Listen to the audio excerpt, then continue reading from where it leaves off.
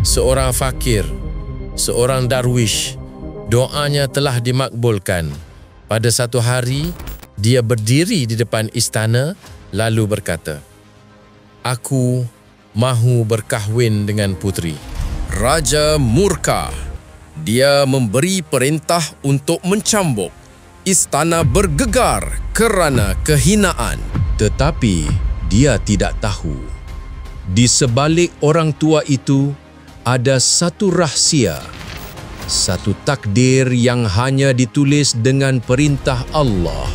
Kisah ini bukan sekadar cinta, ia adalah tentang iman dan tawakal sepenuhnya kepada Allah. Video ini bukan sekadar sebuah cerita, ia adalah satu pengajaran. Mereka yang bertawakal kepada Allah akan dimuliakan oleh langit itu sendiri.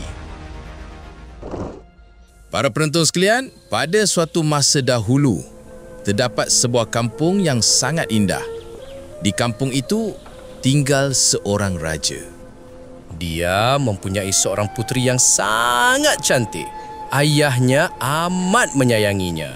Apabila puterinya meningkat dewasa untuk berkahwin, Kemudian lamaran daripada raja-raja lain mula datang untuknya. Raja sendiri juga bertemu dengan beberapa pemuda untuk perkahwinan puterinya. namun sehingga kini dia belum menemui sesiapa yang layak untuk puterinya. Pada suatu hari, seorang fakir pengemis datang ke kampung itu. Umurnya hampir 80 tahun. Dia berkata kepada raja, "Saya mahu berkahwin dengan puteri tuanku." Mendengar kata-kata itu, raja menjadi sangat murka. Raja berkata, "Dari mana datangnya keberanianmu ini? Bagaimana keadaanmu sehingga berani memikirkan puteriku?" Fakir berkata, "Tolong, cubalah fahami kata-kata saya. Saya mahu berkahwin dengan puteri tuanku, tetapi ada sebab besar di sebaliknya." Namun raja berkata, "Aku tidak mahu dengar apa-apa lagi." Lalu baginda segera menitahkan, "Bawa dia dan masukkan ke dalam penjara." Fakir itu sedang dipukul dengan cambuk di dalam penjara. Apabila berita ini sampai ke telinga puteri, puteri itu pergi kepada ayahnya lalu berkata, "Ayah, apa yang sedang ayah lakukan? Tidak wajar sama sekali memperlakukan seorang tua sebegini." Raja berkata, "Jangan campur tangan dalam hal ini." Tetapi puteri itu sangat menghormati para fakir. Dia seorang yang sangat soleha. Dia berkata, "Apapun yang terjadi, saya sama sekali tidak suka apabila raja negara ini menzalimi seorang tua seperti ini." Raja berkata, "Baiklah, beta terima kata-katamu. Sekarang, pergilah dari sini." Puteri itu pun pergi, tetapi dia tidak tahu bahawa fakir itu datang dengan lamaran untuknya. Raja telah melarang semua orang supaya tidak memberitahu puterinya tentang perkara ini kerana dia sangat degil dan setiap keputusan yang dibuatnya pasti akan dilaksanakan dengan tegas. Namun, apabila puteri itu mengetahui bahawa fakir itu datang untuk meminangnya, kemudian dia kembali kepada ayahnya lalu berkata, "Adakah fakir itu benar-benar datang untuk meminang saya?" Apabila raja mengetahui bahawa puterinya telah mengetahui perkara yang sebenar, ketika itu raja mengaum dengan marah lalu berkata, "Bagaimana mungkin lelaki tua ini berani berfikir untuk mengahwini satu-satunya puteriku yang tercinta?" Namun puteri itu sangat bijaksana. Dia diam di hadapan ayahnya, tetapi dalam hati dia berfikir, "Jika fakir ini mahu berkahwin denganku, tentu ada sebab besar di sebaliknya." Puteri itu pergi ke penjara untuk bertemu dengan fakir itu. Dia bertanya, "Mengapa kamu mahu berkahwin dengan saya?" Fakir berkata, "Apabila kamu berkahwin denganku, kamu sendiri akan memahami mengapa aku mahu mengahwini kamu." Puteri itu berkata, "Baiklah, saya setuju untuk berkahwin denganmu." Berita ini tersebar ke seluruh negeri seperti api. Orang ramai mula berkata macam-macam. puteri itu sendiri mahu berkahwin dengan fakir tua itu dan dia sendiri yang merelakannya. Raja cuba ribuan kali untuk memujuk puterinya. Kemudian puterinya berkata, Ayahanda telah membesarkan saya dengan penuh kasih, memenuhi setiap permintaan saya. Sekarang apabila soal perkahwinan timbul, saya akan berkahwin dengan orang yang dipilih oleh hati saya. namun raja sama sekali tidak mahu bersetuju. Bagaimana mungkin aku mengahwinkan puteriku dengan seorang fakir? Namun puteri itu berkata, saya akan berkahwin, tetapi hanya dengannya.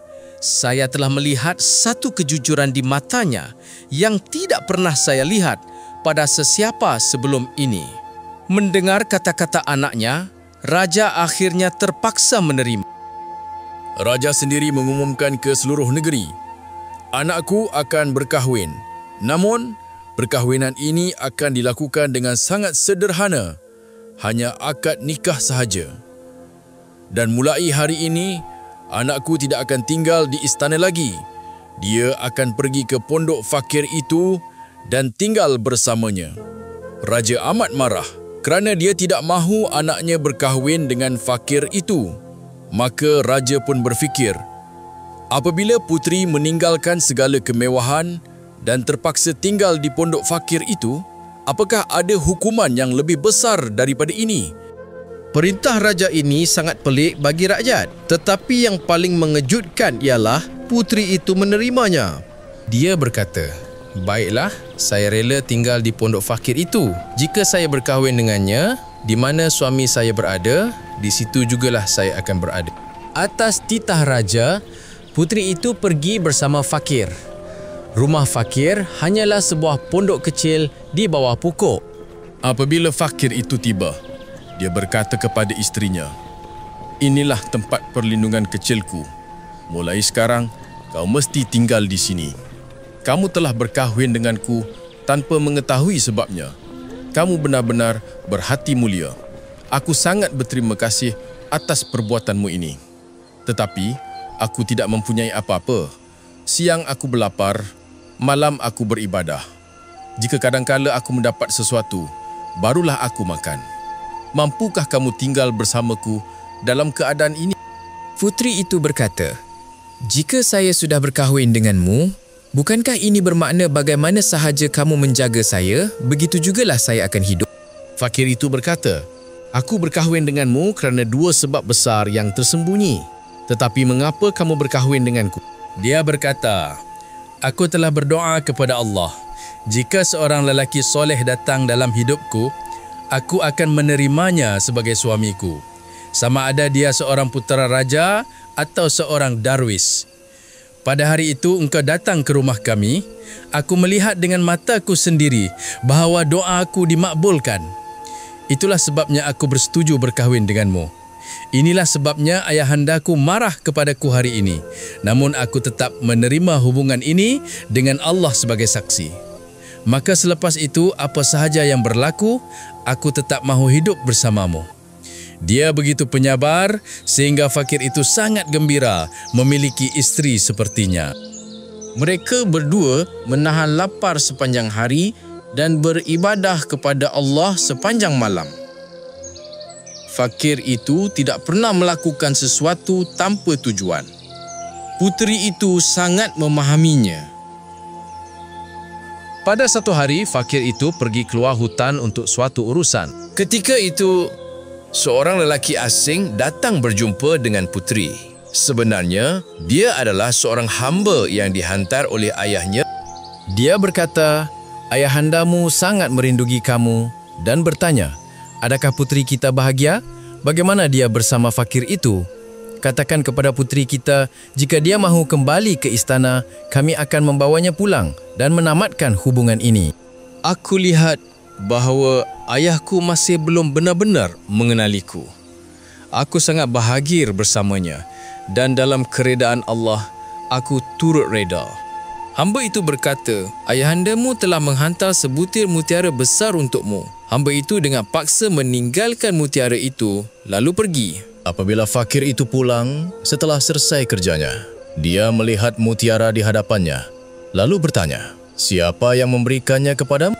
Putri itu menceritakan seluruh peristiwa kepadanya. Kemudian fakir itu berkata, Jika kamu tidak bahagia denganku, jika kamu mahu kembali kepada ayah kamu, kamu boleh pergi.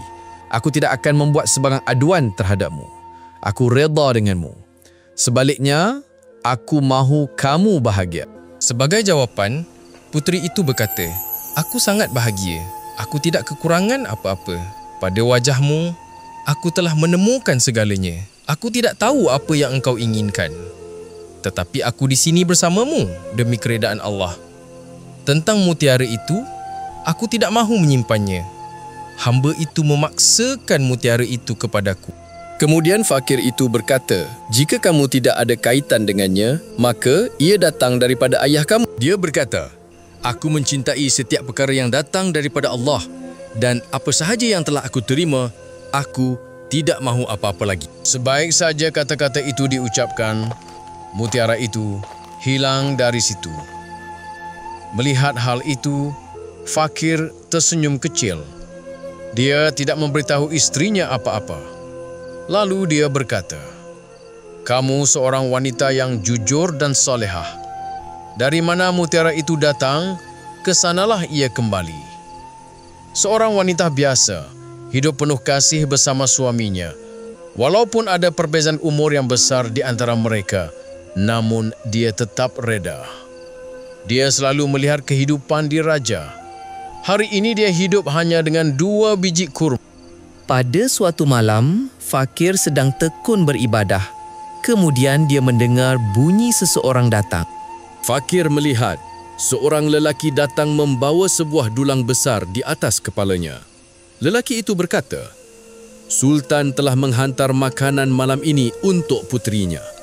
Dan baginda berkata, sampaikan pada puteriku, jika dia hanya minum air, dia akan mati. Suaminya pun tidak layak memberinya makan. Ayahnya masih hidup. Jika dia mahu, dia boleh memberinya segalanya. Mendengar itu, puteri berkata, aku tidak mempunyai sebarang keperluan. Aku hanya meminta kepada Allah, bawa pulang makanan ini. Namun hamba itu terpaksa berdiri sambil memegang dulang itu. Ketika itu, puteri menjadi marah. Lalu dia berkata, aku tidak akan makan makanan ini. Aku bukan penolak nikmat Allah. Mendengar kata-kata puteri itu, mata fakir berlinang air mata. Dia berdoa kepada Allah, Ya Allah, turunkanlah dari langit untuk istriku sebiji buah yang tidak pernah dilihat oleh sesiapa pun sebelum ini. Doa fakir itu telah diterima. Dari langit turun sebuah dulang perak yang di dalamnya terdapat hidangan makanan. Hamba yang dihantar oleh ayah puteri itu terkejut melihat pemandangan tersebut. Dengan membawa dulang makanan yang dibawanya sendiri, dia kembali menuju istana. Pada masa itu, fakir berkata, kamu selalu berkata, jika Allah menghantar makanan kepadamu, barulah kamu akan makan. Lihatlah, makanan ini telah turun dari langit untukmu. Ini adalah daripada Allah Ta'ala sendiri. Selepas perkahwinan, inilah hari pertama dia dapat makan hingga kenyang. Dia mengucapkan syukur kepada Allah. Apabila hamba itu kembali ke istana, dia berkata kepada raja, sekarang jangan risau tentang puteri tuanku. Untuknya, dulang perak turun dari langit. Dia hidup dengan sangat baik.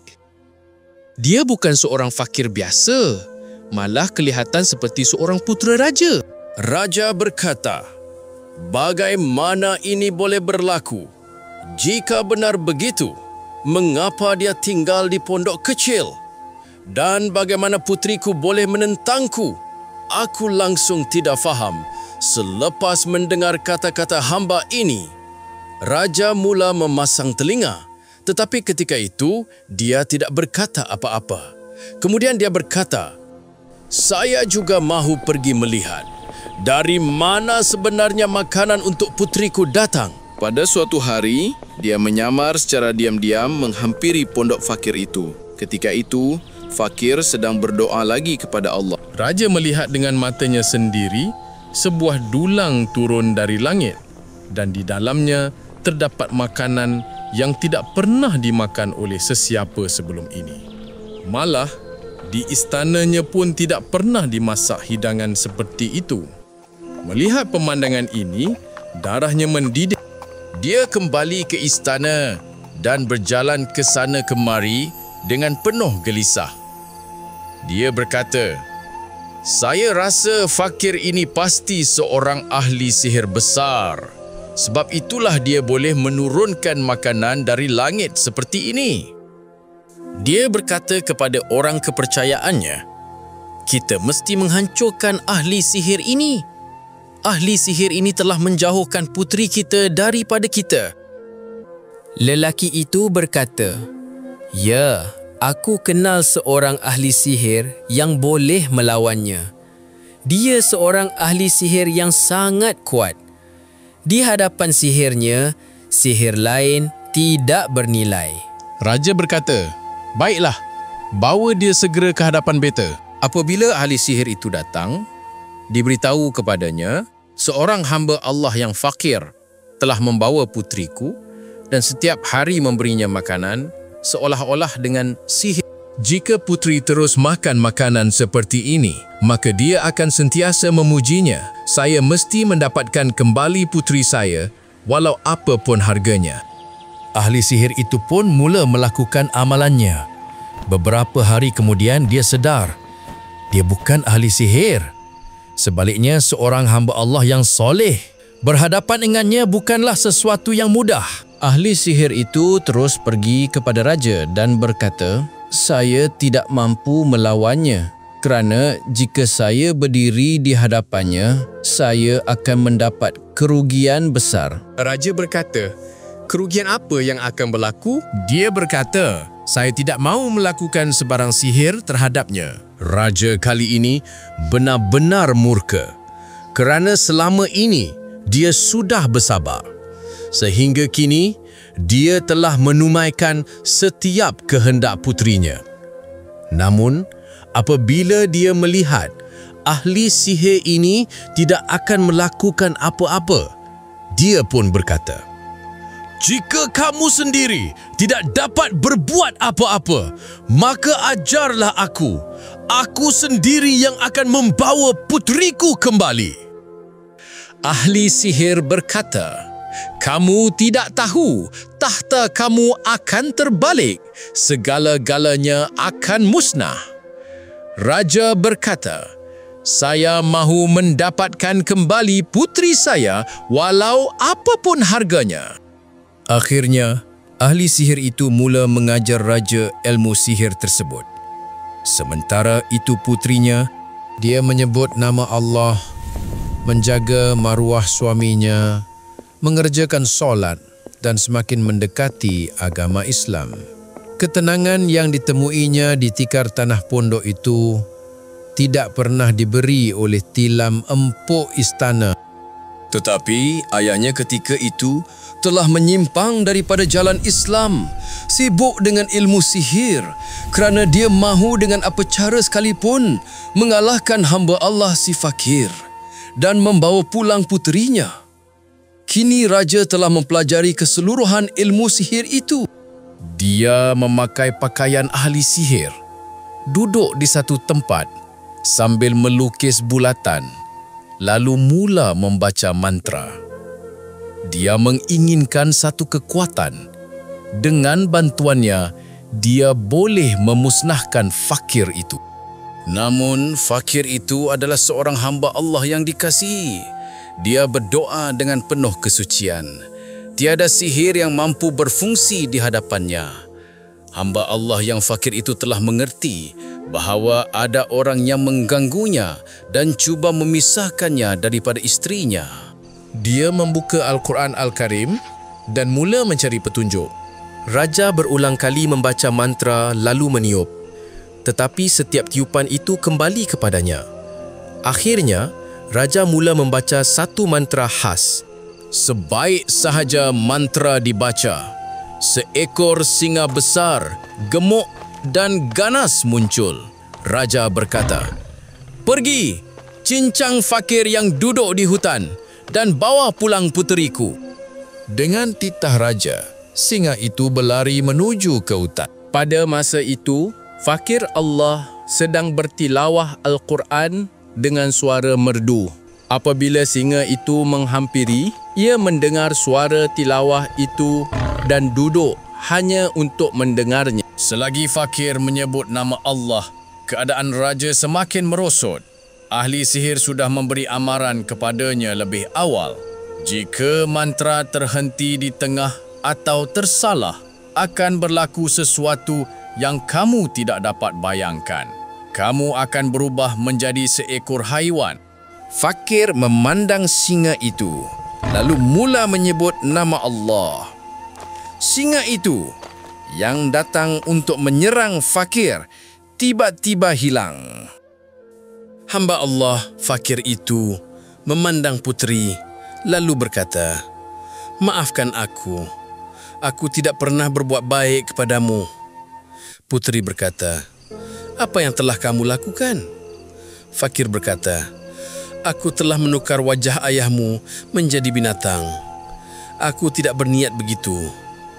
Tetapi sihir yang dilakukan ke atasku kembali kepadanya." Apabila puteri mendengar ini, dia sangat sedih.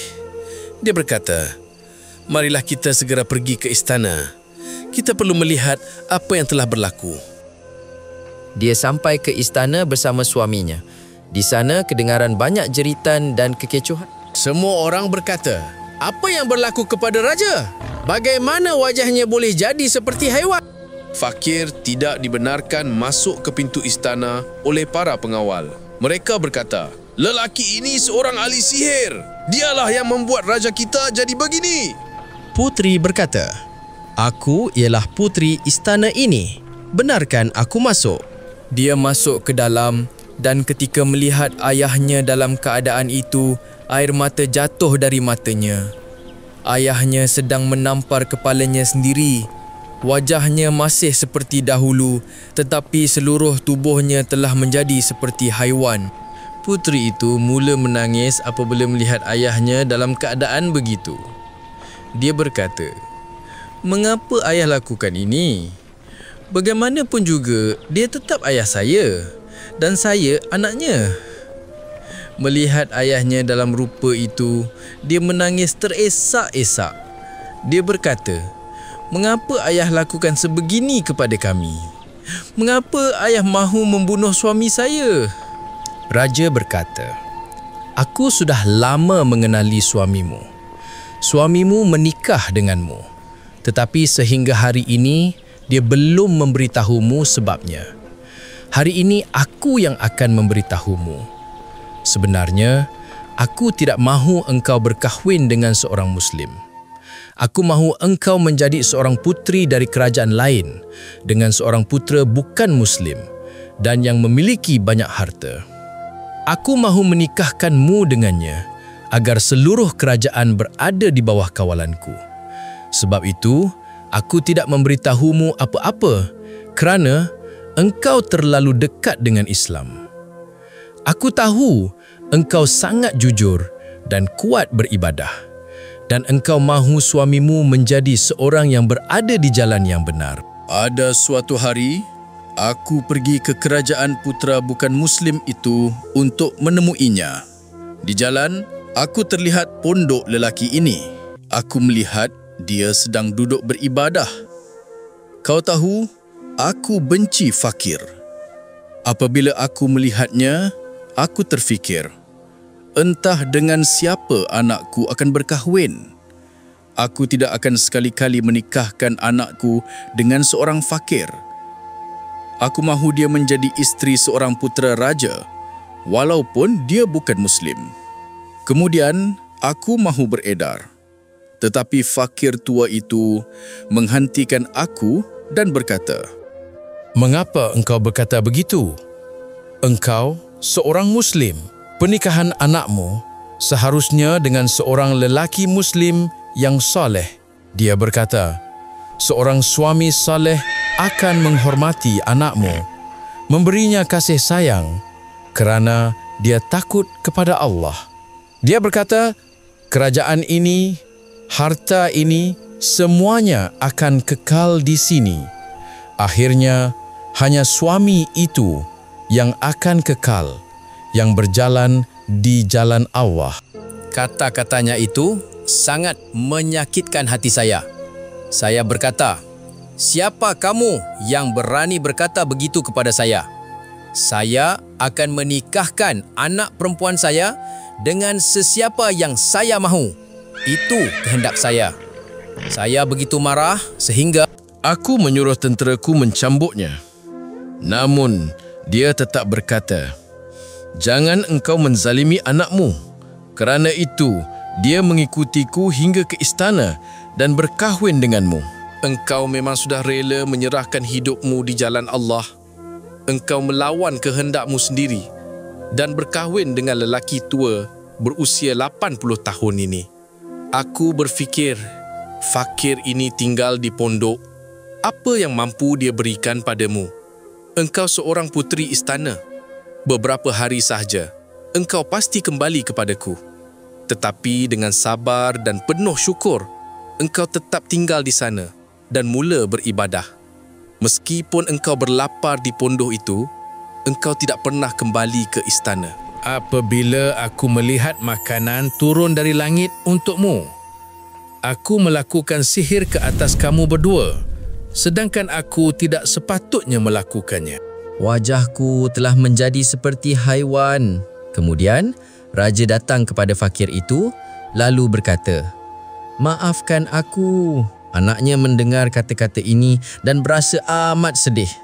Dia berkata, Apa yang ayah mahu ialah aku tidak berkahwin, tetapi apa yang Allah kehendaki, itulah yang terbaik. Aku telah berkahwin. Aku sangat bahagia. Dalam takdirku, aku mendapat seorang suami yang takut kepada Allah. Dia seorang yang bertakwa, rajin beribadah dan jujur. Dia menghormati isterinya. Aku sentiasa berdoa, apa sahaja yang aku terima, biarlah dari Allah. Suamiku juga adalah pemberian Allah kepadaku. Walaupun dia berusia 80 tahun, aku tetap bahagia kerana seorang suami yang menghormati isterinya, itulah suami sejati. Mengapa aku harus mencari seorang putera raja yang kerajaannya besar tetapi hatinya kecil? Apa sahaja yang aku minta dari Allah, semuanya telah aku peroleh. Selepas dia mengucapkan kata-kata itu, wajah fakir itu berubah serta-merta. Dia bertukar menjadi seorang pemuda yang sangat kacak. Apabila puteri melihat suaminya dengan teliti, dia berkata, "Subhanallah, siapakah kamu?" Lelaki soleh itu menjawab, "Aku ialah suamimu." Puteri itu tidak percaya pada matanya sendiri. Raja juga terkejut melihat keadaan ini dan mula menangis memikirkan dirinya. Dia berkata, Aku telah menghina seorang tua berusia 80 tahun dengan begitu teruk hingga wajahku menjadi seperti haiwan. Tetapi hamba Allah ini kembali menjadi mudah. fakir berkata kepada isterinya, "Ya, akulah suamimu. Engkau telah hidup dengan penuh sabar dan syukur. Apa sahaja yang aku beri, itulah yang engkau makan. Engkau tidak pernah sekalipun mengeluh. Allah telah reda kepadamu dan mengurisyakanmu satu martabat yang mulia, yang memang engkau layak menerimanya." Kemudian dia membawa isterinya ke arah hutan. Dia berkata, "Bukan lagi di pondok kecil itu. Aku akan membawamu ke sebuah tempat di mana engkau akan menjadi seorang ratu. Pondok ini, hutan ini, pokok-pokok kosong ini, semuanya adalah ujianmu. Engkau telah berjaya dalam ujian itu. Bukankah aku sudah katakan apabila engkau tahu sebab sebenarnya, engkau akan bersyukur kepada Allah?" Subhanallah. Wahai sahabat, tidakkah kamu lihat seorang puteri yang tinggal di pondok seorang fakir sebagai isterinya, dia meminta segala-galanya hanya daripada Allah. Dia hanya berdoa kepada Allah. Barang siapa yang bertawakal kepada Allah, Allah akan memberinya rezeki dari jalan yang tidak pernah disangka. Maka kita juga sepatutnya hanya bertawakal kepada Allah dan hanya berdoa kepada Allah. Akhirnya kita berdoa di hadapan Allah. Semoga Allah menghapuskan segala kesusahan kita dan menerima segala doa kita. Amin.